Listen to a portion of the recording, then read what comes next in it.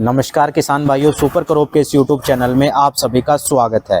किसान भाइयों, आज की इस वीडियो के अंदर मैं आपको बताऊंगा कि अगस्त से लेकर सितंबर तक 2 महीने के अंदर आपको कपास के खेतों के अंदर किन किन बातों का है वो ध्यान रखना है।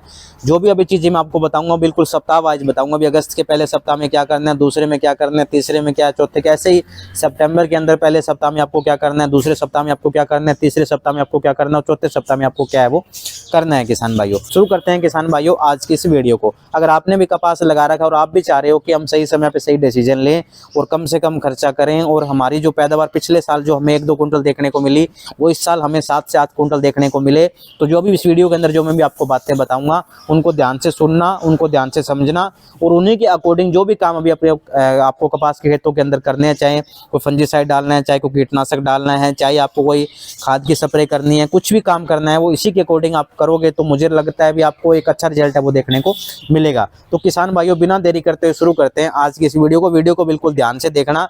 अगर आवाज़ कुछ आपको कम लग रही है तो थोड़ी आवाज़ आप वॉल्यूम इसकी बढ़ा लेना और आराम से इसको ध्यान से समझना। किसान भाइयों, बहुत अच्छी जानकारी इस वीडियो के माध्यम से आपको मैं कपास के खेतों के बारे में पर्टिकुलर आवाज़ आपको देने वाला हूँ। तो किसान भाइयों, अगर मैं बात करूँ अगस्त के पहले सप्ताह की जो कि अभी निकल चुका है उसके बारे में चर्चा करने की जरूरत नहीं है। दूसरा सप्ताह अभी चल रहा है, इसको छोड़ देते हैं। आप अगस्त के तीसरे सप्ताह से शुरू करते हैं किसान भाइयों।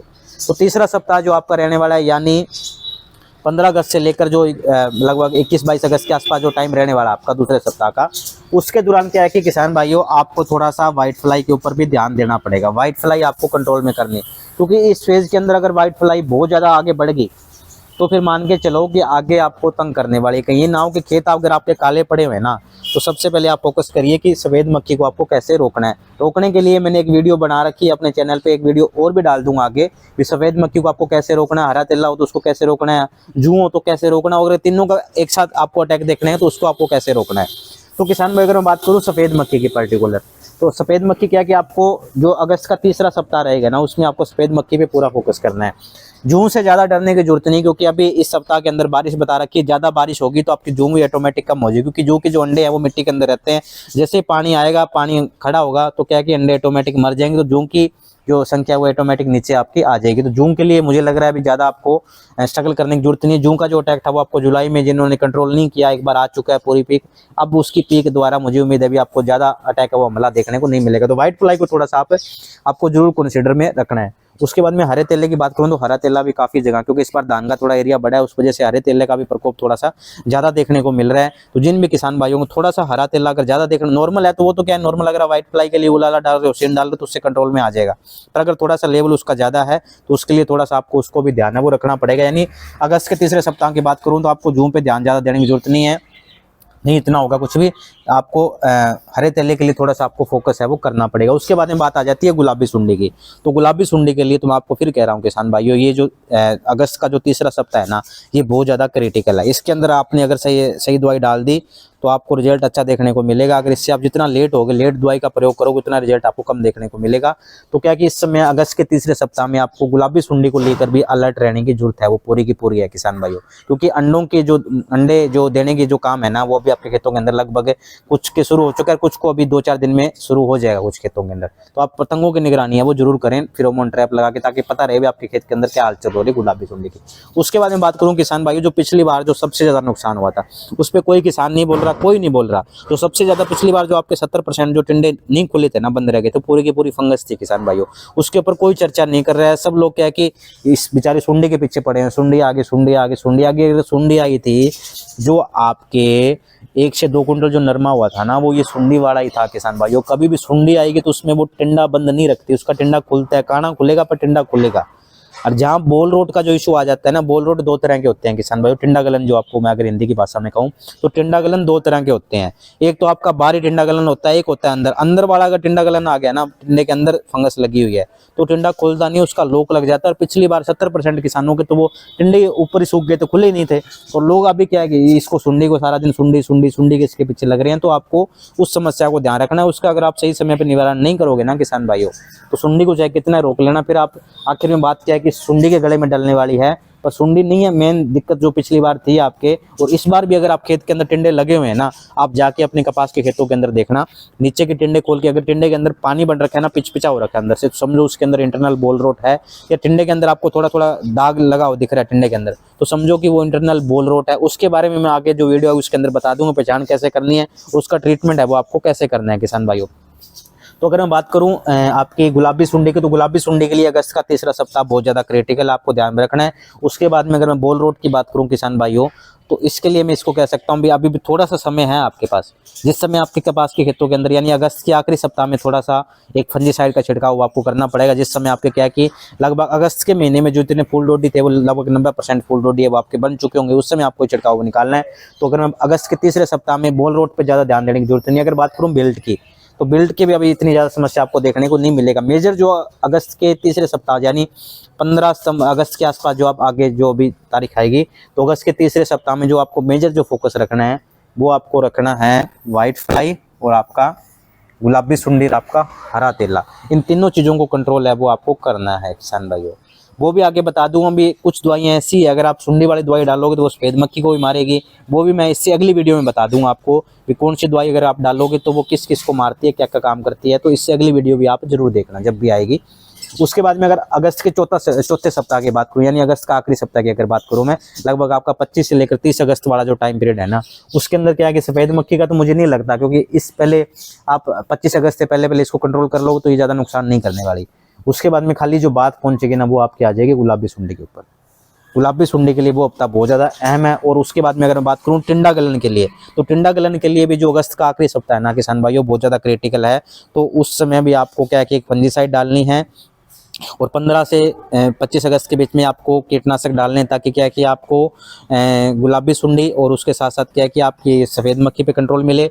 और अगस्त के आखिरी सप्ताह में आपको क्या है कि टिंडा गलन की जो समस्या उसकी तरफ ध्यान देना है, और उसके लिए आपको क्या है कि फंजीसाइड का प्रयोग है वो आपको करना है किसान भाइयों। थोड़ा बहुत हरे तेलों को भी थोड़ा सा मॉनिटरिंग में रखना है, पर मेजर जो फोकस है ना वो आपका ज़्यादा रहना चाहिए बोल जो आपके टिंडा गलन की समस्या है, और उसके बाद में गुलाबी सुंडी। क्योंकि गुलाबी सुंडी को अगर आपने अगस्त के तीसरे और चौथे सप्ताह में दोनों सप्ताह में नहीं कंट्रोल किया, इसके लिए आपने सही ढंग से दवाइयाँ नहीं डाली ना, तो फिर क्या है कि सितंबर आगे जब लगभग 25 अगस्त के बाद में क्या है कि आखिरी सप्ताह तक अगस्त के ये सुंडियाँ दिखने लग जाएगी, फिर कोई फ़ायदा नहीं रहने वाला, फिर बात हाथ से आपके निकल जाएगी। तो आपको क्या है कि अगस्त के तीसरे सप्ताह में मैंने बता दिया, सफ़ेद मक्खी को थोड़ा ध्यान में रखना है। हरे तेले के लिए भी आपको थोड़ा सा खेत के अंदर दवाइयाँ डालनी है ताकि व्हाइट फ्लाई हरा तेला कंट्रोल में रहे। उसके साथ साथ गुलाबी सुंडी का ध्यान रखना है। अगस्त के चौथे सप्ताह के अंदर गुलाबी सुंडी का तो ध्यान है वो आपको रखना ही रखना है। उसके साथ साथ आपको क्या कि अगस्त के चौथे सप्ताह में टिंडा गलन की जो समस्या, टिंडा गलन की जो बोल रोट का जो इशू है उसके ऊपर भी आपको थोड़ा सा ध्यान है वो रखना है किसान भाइयों। अब आ जाते हैं हम सितंबर के महीने में। अगर मैं बात करूँ सितंबर के महीने में, तो पहले सप्ताह के अंदर किसान भाइयों आपको क्या काम करना है कि गुलाबी सुंडी का तो अगर आपने अगस्त के तीसरे चौथे सप्ताह में कंट्रोल कर लिया तो रिजल्ट बहुत अच्छा है। अदरवाइज पहले सप्ताह में इसके साथ यहाँ पंगे लोग ये चीज़ें देखने को मिलेगी पहले सप्ताह में, जहाँ तक मुझे उम्मीद है। तो इसके साथ पंगा लेने का कोई फ़ायदा नहीं है किसान भाई, फालतू के खर्चे के वेस्टेज ना करिए। अगस्त के पहले सप्ताह में आपको फिर टिंडा गलन की जो समस्या है उस पर ध्यान देना है। बाकी इन सब चीज़ों पे मुझे उम्मीद है अभी कोई ध्यान देने की आपको जरूरत नहीं, क्योंकि ऑटोमेटिक ही कम हो जाएंगे अब। ठीक है जी। तो आपको क्या लिखा है कि टिंडा गलन की समस्या पे, क्योंकि आगे सितंबर और अक्टूबर में बारिश का मौसम बता रखा है, और जितनी ज़्यादा नमी रहेगी ना उतना ही टिंडा गलन की समस्या आने का डर आपके खेतों के अंदर रहेगा। जितना ज़्यादा आपकी हाइट करेगा ना कपास, उतना भी आपके खेतों के अंदर ये टिंडा गलन की समस्या ज़्यादा आएगी। तो आपको क्या काम करना है कि अगस्त के पहले सप्ताह में गुलाबी सुंडी पे कोई ज़्यादा फोकस मत करना, सिर्फ अगस्त और आपके अगस्त के लास्ट 15 अगस्त से लेकर 30 अगस्त के बीच में सुंडी को रोकना है, और आखिरी अगस्त में आपकी टिंडा गलन, और अगस्त के पहले सप्ताह में फिर टिंडा गलन की समस्या को आपको ध्यान रखना है। अगर अगस्त में जो फूल डोडी आपके बने थे उनकी 10% फूल डोडी बन जाती है आपकी, तो उस केस में फिर आपको एक फंजीसाइड है वो 2 फंजीसाइड के छिड़काव अगर आप करोगे तो आपको बहुत अच्छा रिजल्ट है वो देखने को मिलेगा। वो पिछली बार जो टिंडे सूख गए थे वो समस्या आपके नहीं आने वाली किसान भाइयों। और उसके बाद में अगर बात करूँ अगस्त के दूसरे सप्ताह में, तो दूसरे सप्ताह में भी आपको टिंडा गलन की समस्या उस पर थोड़ा सा ज़्यादा फोकस है वो रखना है। फिर आ जाता है अगस्त सितंबर का तीसरा सप्ताह, यानी लगभग आपका 15 सितंबर के बाद का टाइम, 15 से लेकर 30 सितंबर का। तो अगर मैं बात करूँ अगस्त के तीसरे सप्ताह में यानी 15 या 16 सितंबर के बाद में, तो उस समय आपको किसान भाइयों क्या कोशिश करनी है कि उस समय आपको गुलाबी सुंडी के रोकने के लिए भी दवाइयाँ डालनी है।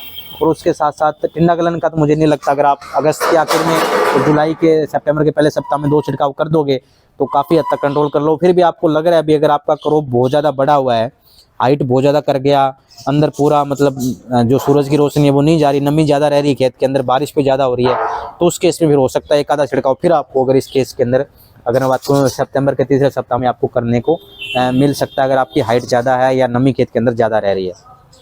और उसके साथ साथ अगर बात करूँ किसान भाइयों बिल्ट का इशू, तो बिल्ट का अगस्त में कोई डरने की जरूरत नहीं है। जैसे सितंबर का दूसरा सप्ताह शुरू हो जाएगा ना, उस समय फिर आपको ये जो बिल्ट की जो समस्या है वो भी आपको देखने को मिलेगी। तो इसके लिए यही है किसान भाइयों, बिल्ट बहुत अलग अलग तरीके से आते हैं, वो तरीके आपको बता दूंगा, चाहे वो पैरा बिल्ट हो, चाहे जड़ के अंदर कोई दिक्कत आ रही है पानी खेत में भरने की वजह से, तो वो समस्या आपको सितंबर के दूसरे वीक से ज़्यादा देखने को मिलेगी। तो इसलिए क्या है कि अगस्त के महीने में थोड़ा सा आप नीचे खाद पानी पूरा दे दें, ऊपर से भी 13-0-45 का छिड़काव कर, क्योंकि इस बार मौसम थोड़ा सा अलग तरीका से बना हुआ है।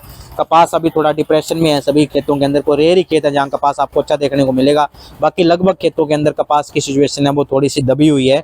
तो सभी किसान भाइयों से मेरा अनुरोध है कि कपास पे थोड़ा सा ध्यान दीजिए, पानी लगाइए। अगस्त के महीने में बारिश नहीं हो रही, अगर बारिश हो रही तो बारिश के साथ में आधा बैग यूरिया वो आप जरूर डालिए, और उसके साथ साथ ऊपर आपको NPK 13-0-45 जो आती है उसके जिस समय आपके फुल डोडी बन रहे हैं अगस्त के यानी तीसरे सप्ताह से लेकर आप वीकली बेसिस पे 2 या 3 छिड़काव 13-0-45 के जरूर निकालें, ताकि पौधे के पास पर्याप्त मात्रा में न्यूट्रेंट रहेंगे, तो उसमें बिल्ड की समस्या कम से कम आपको देखने को मिलेगी।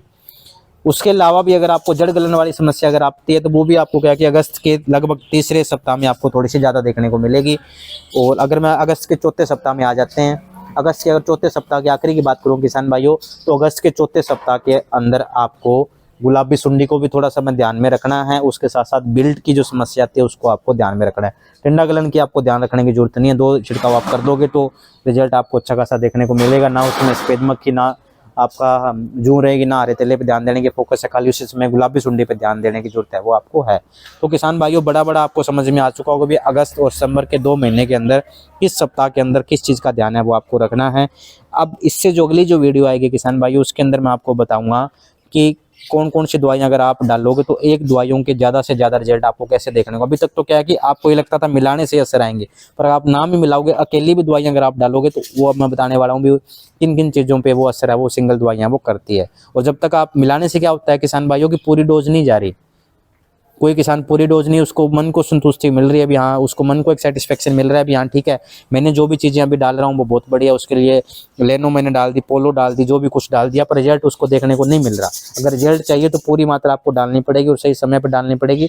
तो इससे अगली वीडियो आप जरूर देखिए, उसके अंदर आपको मैं बताऊँगा कि एक दवाई अलग अलग काम है वो कैसे करती है और एक दवाई अलग अलग कीड़ों को कैसे मारती है, वो भी इस वीडियो के अंदर मैं आपको बताऊंगा जो इससे अगली वीडियो आएगी। तो किसान भाइयों अगर आज की ये जो वीडियो थी अगर आपको अच्छी लगी हो और आप चाहते हो भी हमारे द्वारा दी गई जानकारी आपके आगे आपके कपास की खेती के अंदर काम आ सकती है, आपको कुछ अच्छा सीखने को मिलता है, तो आप हमारे यूट्यूब चैनल को जरूर सब्सक्राइब कर लीजिए ताकि, और साथ ही घंटी का बटन दबा लीजिए ताकि जब भी इस तरह की कोई नई वीडियो आए उसकी सूचना तुरंत आप तक पहुँच पाए और आपस में हम जुड़े रहें, ताकि क्या है कि अच्छी जानकारी आप तक सही समय में पहुँच पाए।